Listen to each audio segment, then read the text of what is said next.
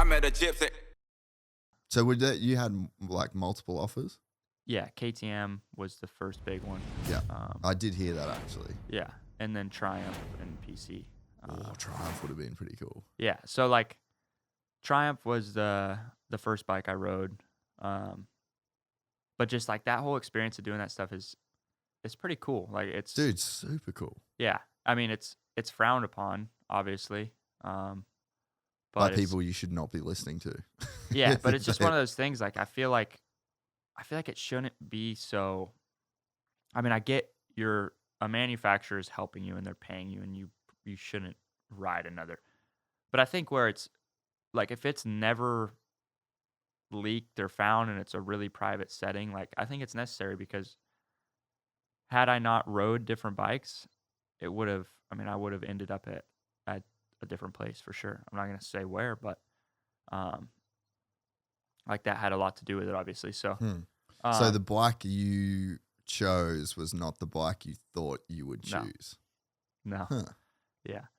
That's cool. Yeah, exactly. That's really cool. Yeah. It was a total surprise, to be honest, for me. Huh.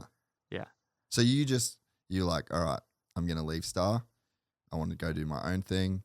You had 3 options, and then you rode all the options with a completely open mind.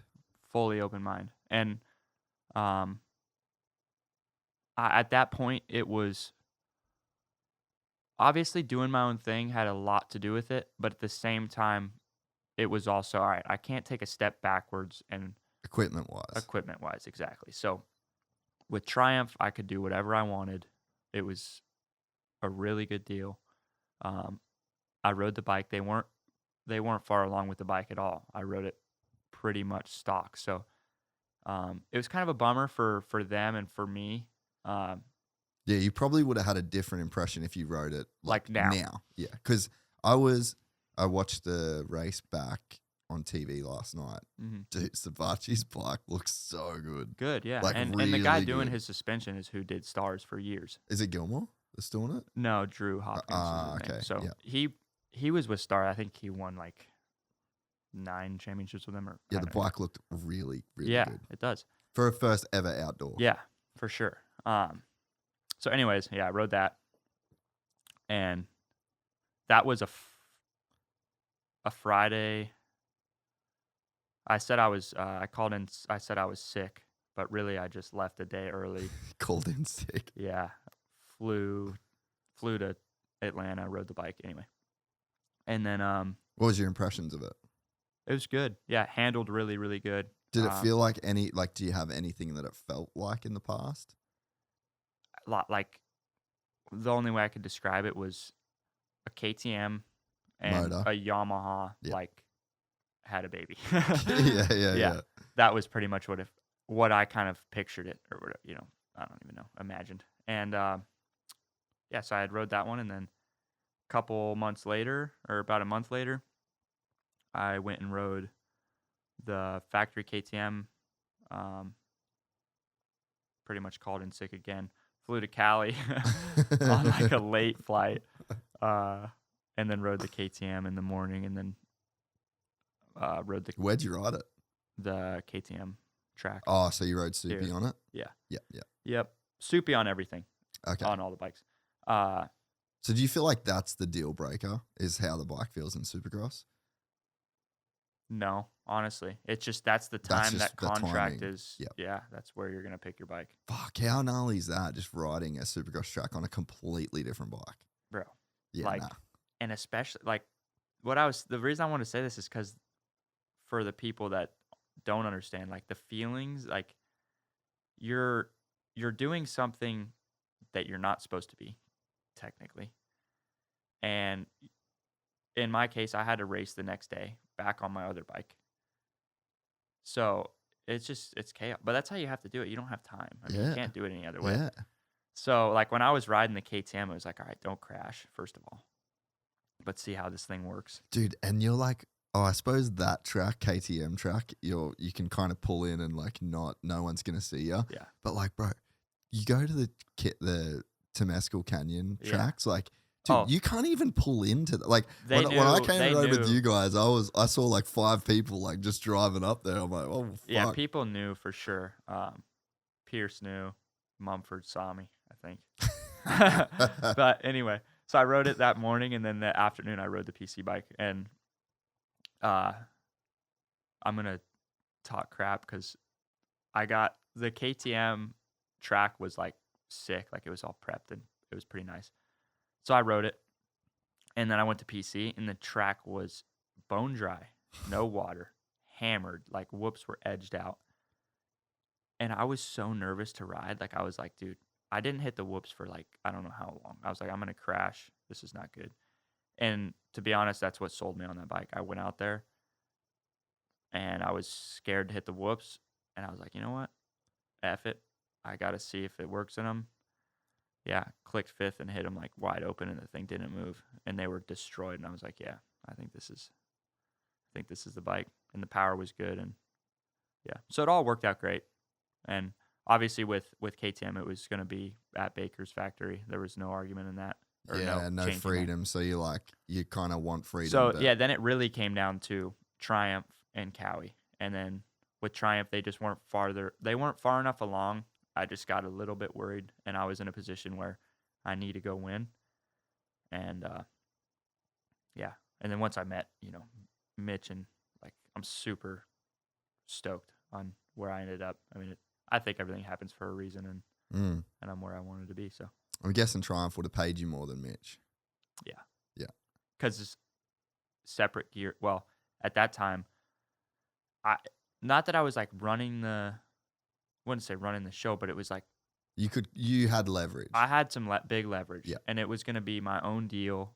Was thinking Fox probably, own gear deal, and then the bike deal, and so you get nothing from Fox now from PC. It's team deal stuff. Yeah. So, I mean, that's probably like, to put that in perspective for someone that's listening that doesn't know, I mean, if you're on a 450 with a gear deal with like one of the big brands, you're looking at like 600-700 to like $1 million, even sometimes over $1 million. Yeah, depending on who you are. So, I mean, as a 250 guy, now that there are some people that get some gear deals, who's got gear deals in 250s? Joe. Ah, yeah. Joe, KTM. Yeah, that's Vermeer. He's got O'Neill. That's it, right? Yeah. Honda and KTM. I think. I don't know, actually. Well, Chance would have Fly. Chance, sorry. Yeah. Chance Honda and KTM. Yeah. But everyone else is like locked into the. Yeah. So that, and I'm guessing a PC salary is like 300. So it's like around about. So I don't know. Yeah. But it's like, if you're getting a gear deal. Yeah. So like, what do you think a 250 gear deal? Like, if you could do your own 250 gear deal, what do you think that'd be?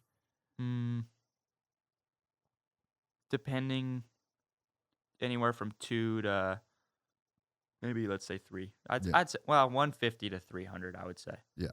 Plus bonuses. Plus bonuses. Yeah. Yeah. Maybe more for certain people, but then the list goes on. I mean, you can do a goggle deal for helmet deal. Yeah. So yeah, you probably left like a few $100,000 on the table by signing with PC. Yeah. Maybe. I would. Yeah. Which is cool. Oh yeah, because the way I look at it, like, you invested in yourself. Exactly. Yeah. And that's what was hard for me. Like with Star, you have the facility, that's paid for. You have, you pay, at that point, you just pay trainer, and the mechanic, it's at Star. That's their responsibility. And when I went to PC, like I wanted to do it on my own. So it's like, all right, I got to pay my trainer, my mechanic. I got to pay the facility I'm riding at, all this stuff. And it added up to be a lot, you know, but at the end of the day, I look at everything like, okay, let's say I'm going to invest in myself. It's like $150,000 for me a year to pay my trainer, do all that stuff. If it works out like I know it will, I need to win 3 races this year, and I just made it. Yeah. So that's just... It's the cost of doing business. That's what you do. Yeah. And I look at everything that way. I mean, if I bought my bass boat because I was like, all right, I need to go get a second. If I win 400 fishing tournaments on a Wednesday. No, but it's funny. Like I just treat myself in that way. My bass boat was because of San Francisco. I got a second. I was like, all right, I'm gonna go get a bass boat. That's how I do everything. With me. I think that's fine. Yeah. So it's pretty cool the way that you can frame that investment on yourself. You know, like I think this translates just to life in general.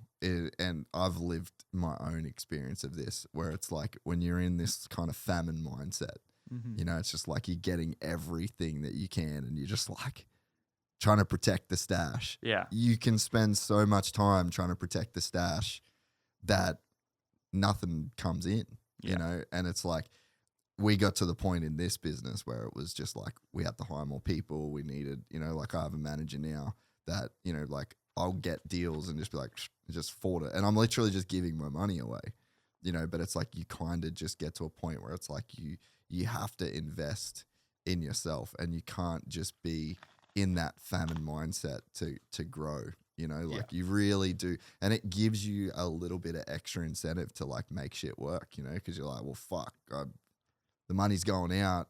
It's not a one-way street. Yeah. And there's almost a little bit of extra accountability there. For sure. Yeah.